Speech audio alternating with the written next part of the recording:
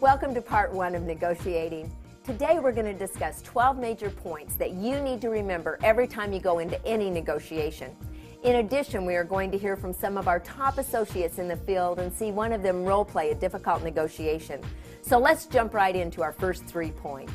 The first one is all about sales skills. Almost every agent considers themselves good at negotiating. Now the reality is that most are not because they do not have good sales skills. Your ability to negotiate is directly related to your ability to sell. If you are focused on improving your skills in this area, your skill in negotiating will improve as well. Remember, KW Connect has a video called The Art of Selling if you'd like to improve in this area. The next point in our list is to get out of the way. This means keeping your focus on what is best for your client and not what's best for you or the commission you will earn. Always keep your ego out of it and allow the transaction to be driven by your client's needs and not your own. Our third point to remember in your negotiations is don't be attached to the outcome. In your real estate career, you're going to do hundreds, maybe thousands of transactions. There is no way you can win every negotiation you're involved in. In fact, don't even think of it as a winning or losing. It's simply a transaction that didn't close or didn't go together. Don't let that affect your mindset or your ability to go out and find the win for that client somewhere else. Now, I'd like to introduce 3 gentlemen that are going to help us out today. David Norberg is one of our top agents from San Diego, California, and 2 of our MAPS coaches, Chris Buckaloo and Robert Earl. We're going to see David, Chris, and Robert role play a difficult negotiation that can come up during a typical transaction. We caught up with them at our family reunion in Las Vegas, and let's take a look at the first scene in this role play where David is finishing up his listing presentation with the client played by Chris. So, Chris, is there anything else about the house or anything else that I should know that might be important to you?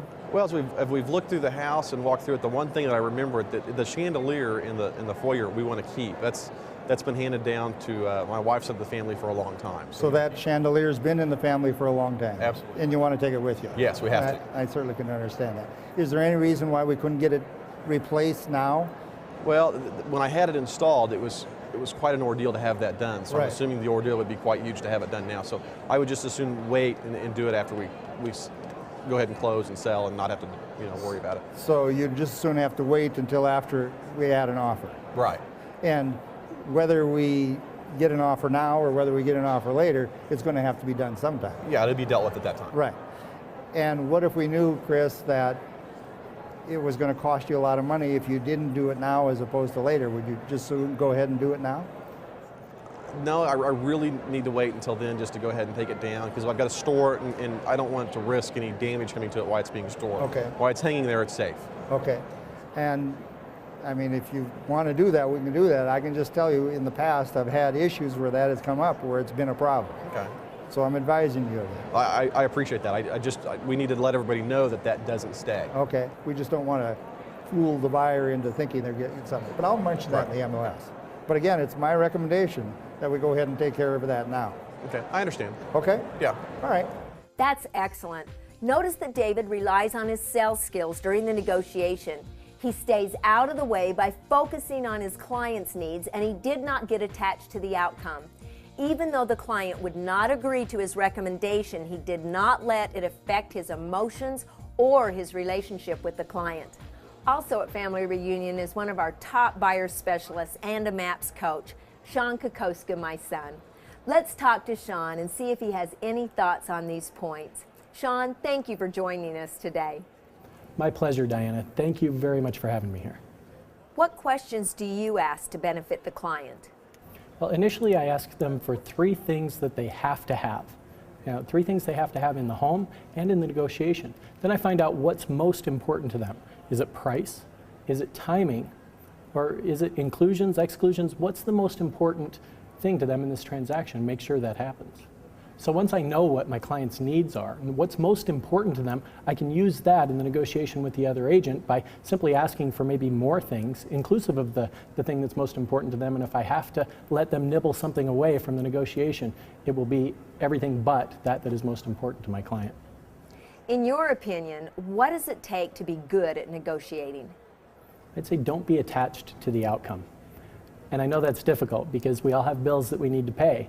And if you've got one pending transaction and you need at least two to make ends meet, that second deal is going to be really important to you. But here's the bottom line. The person who has the most to lose in a negotiation always loses. So just don't be attached to that outcome and always represent your client's best interests. And you'll find that that's going to benefit you in the future because they will send you referrals and they'll also come back to you as repeat customers. Thanks, Sean. And thank you for joining us for part 1 of negotiating. Please come back for part 2. We'll see you then.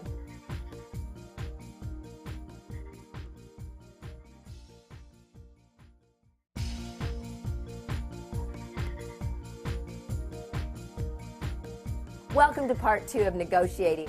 Let's continue with our 12 points. Our 4th point is to keep your emotions out of it. This means to always remember that you are not buying or selling the home. It's not about your car payment. It's not about your commission check. The transaction is not about you. It's about your client.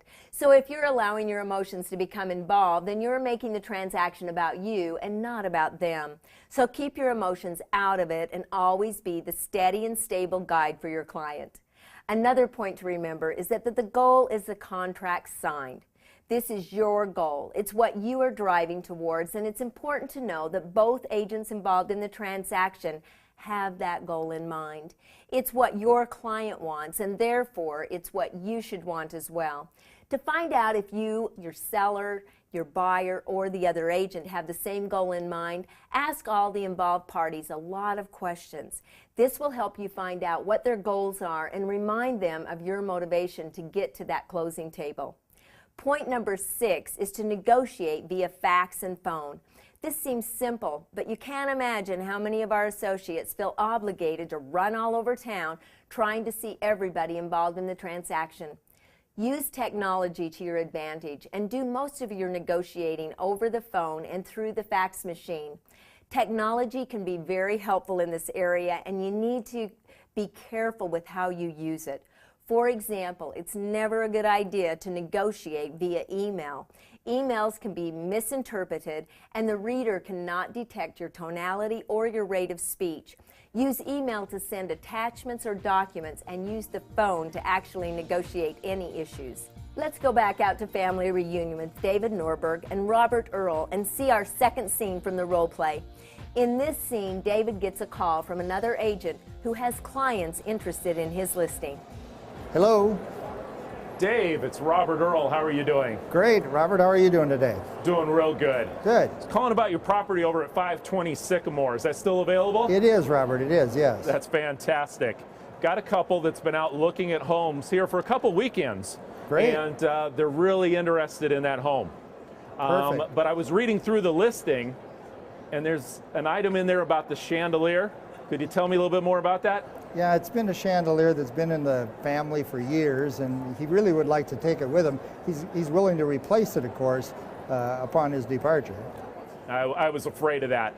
My folks, as I said, have been looking at quite a few homes, and the chandelier was really something that they wanted, and that's what prompted them to ask me to give you a call. They're very interested in the home. We've been looking for a while. They're okay with the price.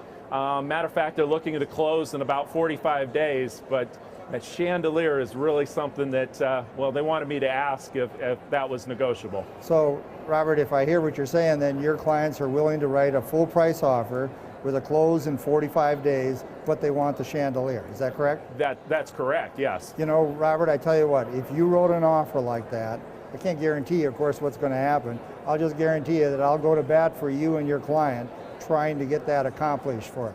So I'd just encourage you to go ahead and write an offer like that, okay? Well, Dave, I've been encouraging them too, and to get them to put pen to paper, this is really going to be an issue about this chandelier. And you said it was a family heirloom, and that's kind of funny because she said that this is something that reminds her of the home that she grew up in. And so it's very difficult to get them to put pen and paper about this. And is that something that maybe you could help me out with now so I can get them to put an offer in? Well, Robert, I can only tell you this. I would have a better chance of them getting the house with the chandelier if they actually went ahead and wrote the offer, as opposed to me just going and asking the client now.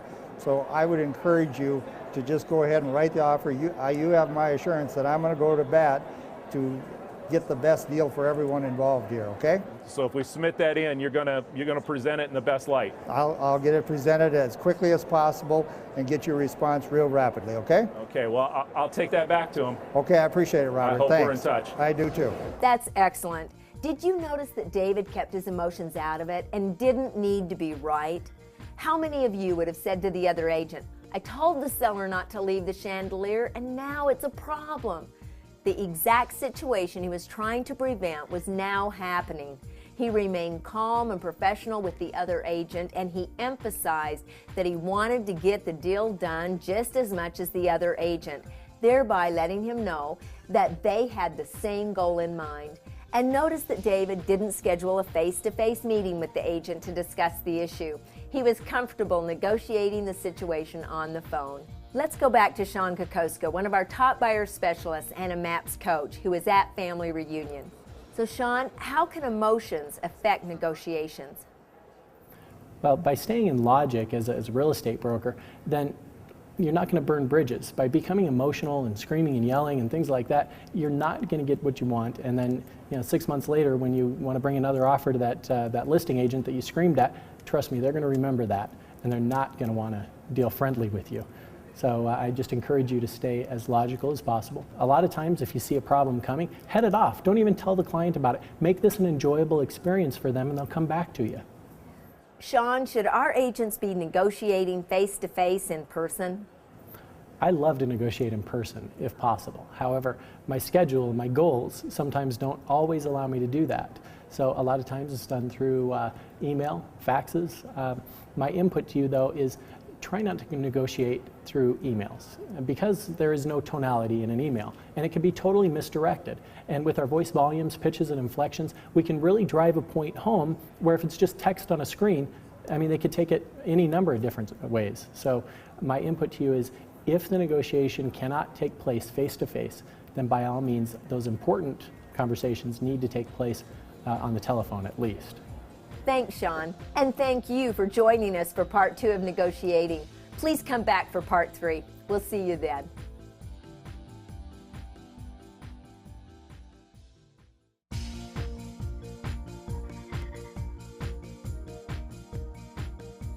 Welcome to part 3 of negotiating. Let's continue with our 12 points.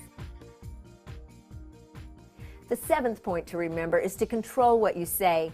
This means controlling what you say to your client, the other agent, and anyone else involved in the transaction. Remember, emotion and drama kill negotiating power. So if you are creating anxiety or tension with your client, you are reducing their leverage in the negotiations. Our next point to remember is to keep your commission out of it. Lots of agents let themselves fall victim to this scenario. Remember, you are not part of the negotiation itself, so don't let your commission become involved.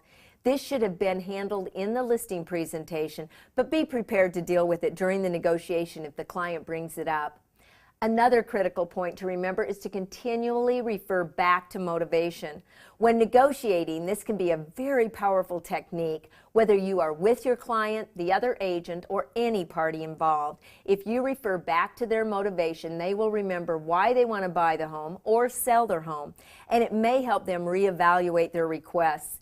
This is a strong technique for helping your clients gain perspective on the transaction. And this is not about being unethical or deceptive. It's simply a matter of helping them evaluate what is most important to them. Let's go back to Family Reunion with David Norberg and Chris Buckaloo and see our third scene from the role play. In this scene, David has to inform his seller that they have a full price offer and the buyer wants that beautiful chandelier.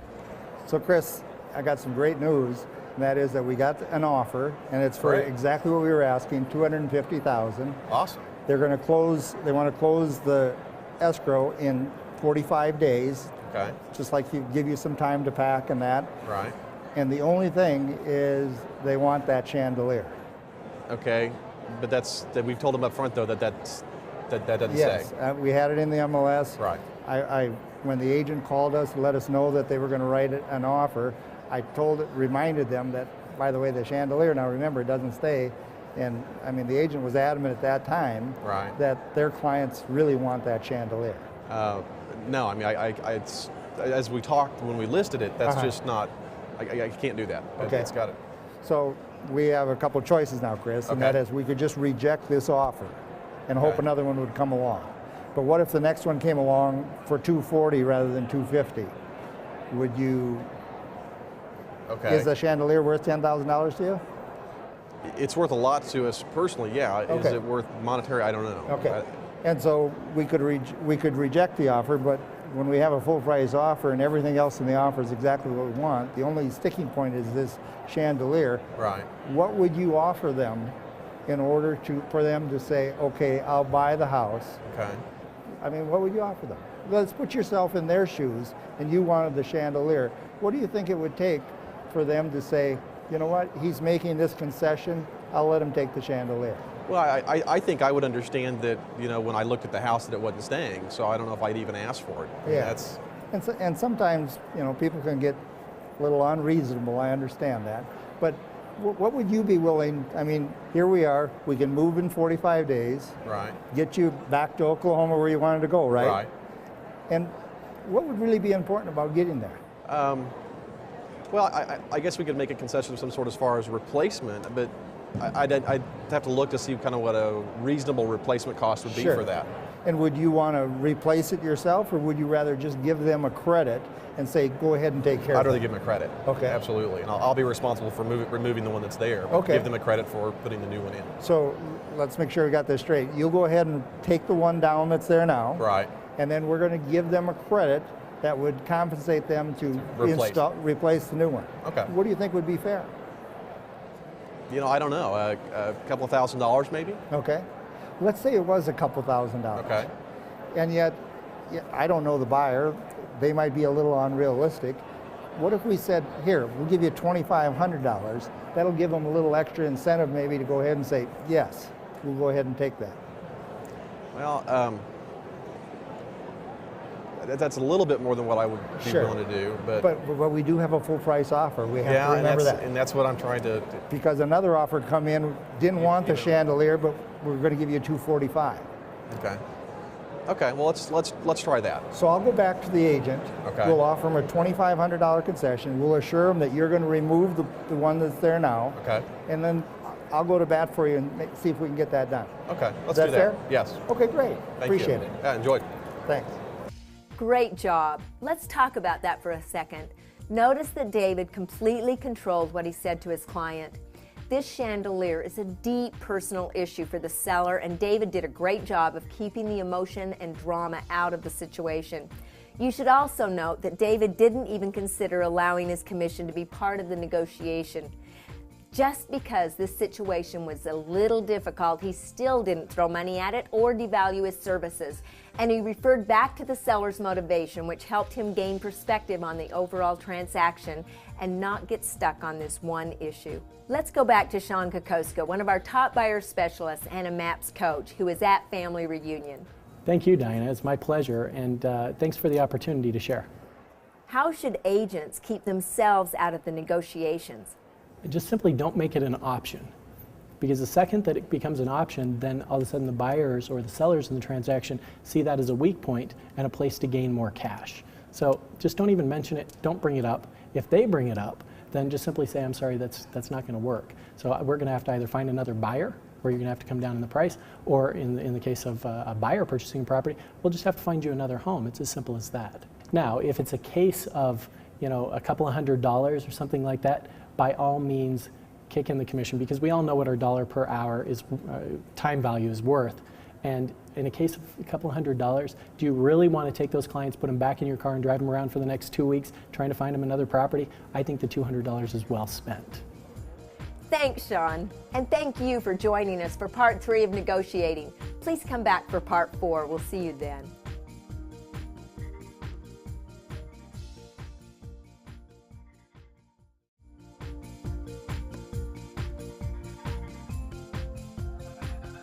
Welcome to part 4 of negotiating. Let's cover the last 3 points in our list. Point number 10 comes right out of the Y4C2Ts, and it's win-win or no deal. This is a critical component of our Keller Williams belief system, and all of our associates must work towards this standard. When you are negotiating, always remember to look carefully at both sides of the transaction to get a better perspective. You can do this by simply asking a lot of questions. That is the best way to create a win-win situation. Again, be careful to control what you say. Our next point is don't be afraid to ask. That means don't be afraid to simply ask them to accept the contract as it stands. At some point in the negotiation, you're going to have to ask or go for the close. The negotiation has to end at some point, and you may find yourself forced to ask the tough questions. Don't be afraid to ask your client or the other party to accept the transaction as it stands. It's a natural part of negotiating. Don't take it personally, and remember that you don't really know what your client or the other party might say, if they'll say yes or they'll say no, unless you ask them. Our last point in our list of 12 is probably the most important of them all. It's don't burn bridges.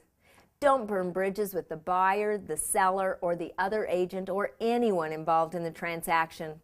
There are a variety of reasons not to do this. Number one, it's just not within the Keller Williams culture for our associates to act this way.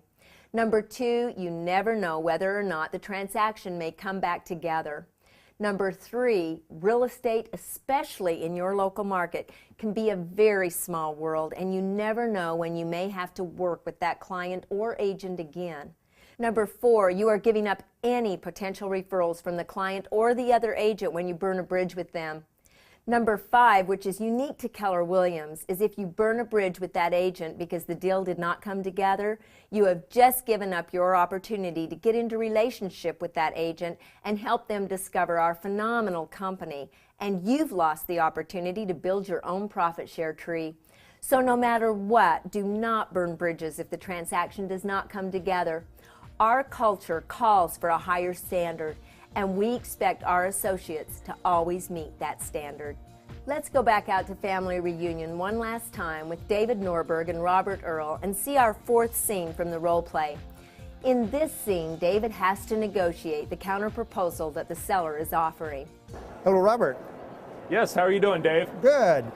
Dave Norberg, I really appreciate your offer that you presented us, and I did bring it to our clients. And they're very, very appreciative of the fact that it's right in their time frame. And the only thing is that chandelier is still a little issue with them. So let me tell you what I did here, Robert. We couldn't do anything about the chandelier? Well, yes, we were able to, and let me tell you which I feel is going to be a win-win for everyone involved. Okay.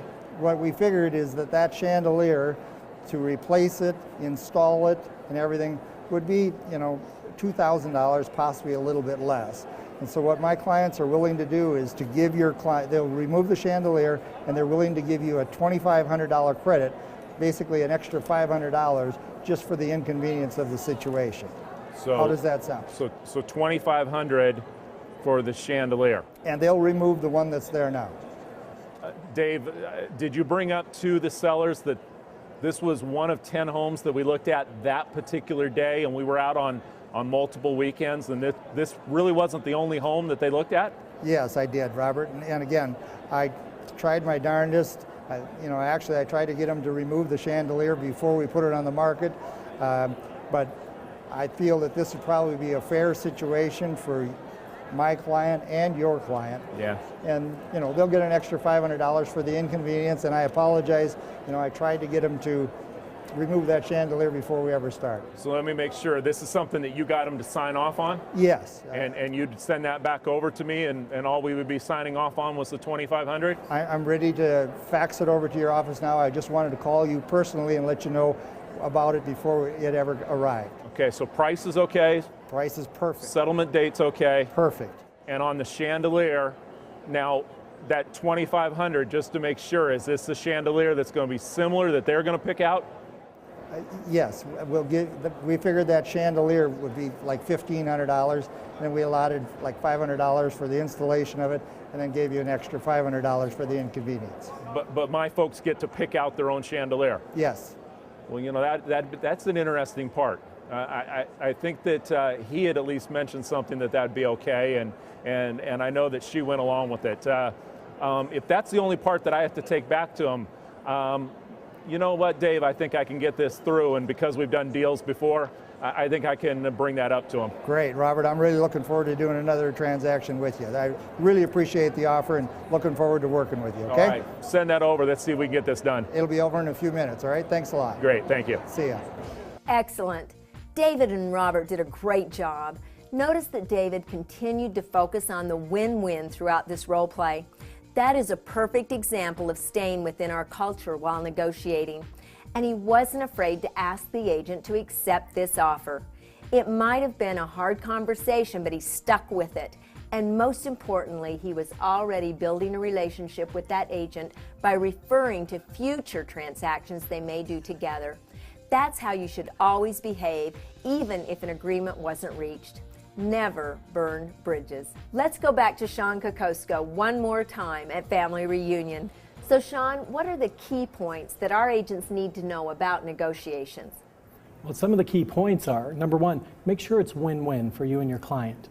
Number two, keep your emotions out of it completely. Now, if the other agent is being totally logical with you and it's not working to your advantage, sometimes you can use some emotion to try and get them off of the logical standpoint and back to emotion. But always answer emotional objections with logic. What is the worst thing our agents can do? The biggest mistake that agents make is they tell too much. You have to keep that agenda close to your chest. Don't let anybody know what that motivating factor of your client is in the negotiation. So Sean, is it possible to win every negotiation that you're involved in? Boy, I wish it were, but no, unfortunately it's not. And when that does happen, when you do get rejection in negotiation, it's for one reason or another. Maybe the timing doesn't work out, maybe the terms don't work out. The bottom line is don't get hung up on it. Just have that one famous word in your head, and that is next. And get them out there, find them a different property that is going to suit their needs. Maybe it's the timing, maybe it's the terms, but don't feel rejected by it. Not everything can work out. Thank you, Sean. I hope you're having a great time out there at Family Reunion. My pleasure. This has been a great week. You know, watching Ken Blanchard speak with just a highlight for me, and the breakout sessions have been phenomenal. So thank you very much. And thank you for joining us for part 4 of Negotiating. I want to thank David, Chris, Robert, and Sean for helping us today. We'll see you next time on KW Connect.